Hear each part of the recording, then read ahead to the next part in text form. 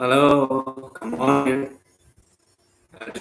So I will read the story of Tamabara in the Tamabara book. Actually, today I will read about 3 stories because the story is a little bit short. That's why I will read 3 stories today. The first story is the story of question raised by the Venerable Ananda. The second story, the story of Thera Mahakassapa, and the last story is the story of Thera Godhika.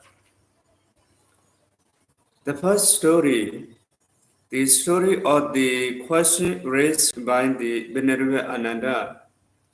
While residing at the Jedavana monastery, the Buddha uttered verses 54 and 55 of this book with reference to a question raised by Ananda. While the Venerable Ananda was and he pondered the scent of wood, the scent of flowers, and the scent of roots all spread with the current of wind, but not against it. Is there no scent which could spread with the current of wind as well as against it? Is there no scent which would pervade every part of the world? Questioned himself, the Venerable Ananda approached the Buddha and solicited an answer from him. The Buddha said, Ananda, suppose there is one who takes refuge in the 3 gems, the Buddha, the Dhamma, and the Sangha. Yes, such a man is truly virtuous and truly worthy of praise.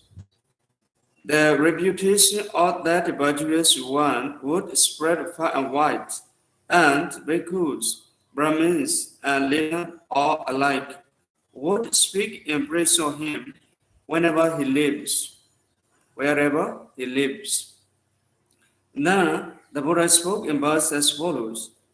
The scent of flowers cannot go against the wind, nor the scent of sandalwood, nor of rhododendron, nor jasmine. Only the reputation of good people can go against the wind. It brought in all directions.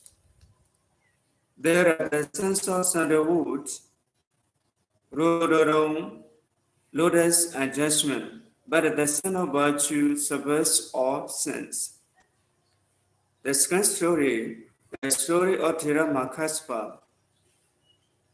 While residing at the Veluvana monastery in Rajagaha, the Buddha uttered verse 56 of this book with reference to Thera Mahakassapa. Arising from Nirodha Dhammapati, Thera Mahakassapa entered a poor section of the city of Rajagaha for alms food. His intention was to give a poor man an opportunity of gaining great merit as a result of offering alms food to one who had just come out of Nirodha Samapatti. Saka, king of the devils, wishing to take the opportunity of offering alms food to Thera Mahakassapa, assumed the form of a poor old wearer and came to Rajaga with his wife Sujata in the form of an old woman. Thera Mahakassapa stood at their door.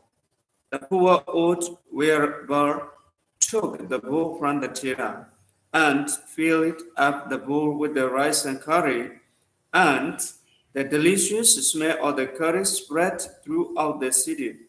Then it occurred to the Thera that this person must be no ordinary human being, and he came to realize that this must be Saka himself.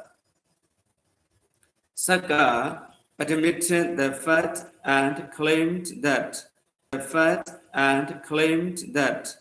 he too was poor because He had had no opportunity of offering anything to anyone during the time of the Buddhas.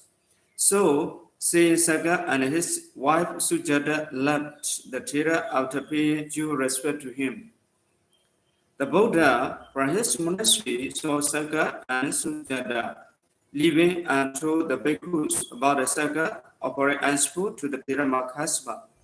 The bhikkhus wondered how Saga knew that Thera Mahakassapa had just come out of the Nirodha Samapatti and that it was the right auspicious time for him to make offerings to the Thera. This question was put to the Buddha, and the Buddha answered, Bhikkhu, the reputation of a virtuous one as my son, Thera spread far and wide. It reached even the Deva world. On account of his good reputation, asked food to him. Then the Buddha spoke in verse as follows. The sense of rhododendron or and of sandalwood are very faint, but the scent reputation of the virtuous is the strongest. It spreads even to the best of the devas. The last story, the story of Thera Godhika. While reciting at the Vilvana monastery, the Buddha uttered verse 57 of this book with the reference to the Thera Godhika. Thera Godhika was, on one occasion, diligently practicing tranquility and insight development on a stone slab on the side of the Isikili mountain in Magadha. When he had achieved one quietness of the mind, he became very ill that impaired the effortlessness of his practice. In spite of his sickness, he kept on striving hard, but every time he was making some progress, he was overcome by sickness. He was thus inflicted for 6 times. Finally, he made up his mind to overcome all obstacles and attain Radhaship even if he were to die. So, without relaxing, he continued to practice diligently. In the end, he decided to give up his life by cutting his throat. At the point of death, he attained Radhaship. When Mara learned that Thera Godhika had died, he tried to find out where the Thera was reborn, but failed to find him. So he, assuming the likeness of a young man, Mara approached the Buddha and inquired where Thera Godhika was. The Buddha replied to him, it will be of no benefit to you to learn of the destination of Thera Godhika. For having been freed of moral defilements, he became an arahant. One like you, Mara, for all your power will not be able to find out where such arahants go after death. Those who are endowed with the virtue, who live mindfully and have been freed from moral defilements by right knowledge. That's all today. I already finished my reading about the 3 stories in the Dhammapada book. I hope today also you will get and gain some knowledge and wisdom of the Dhamma. I usually say every day after reading my story of the Dhammapada, these Dhammapada stories are very precious and valuable to learn, and after learning, you can follow and practice according to this sutta or this teaching. It will be very beneficial according to this story or according to the teachings of the Buddha. I hope you will learn and follow and practice the Dhamma to attain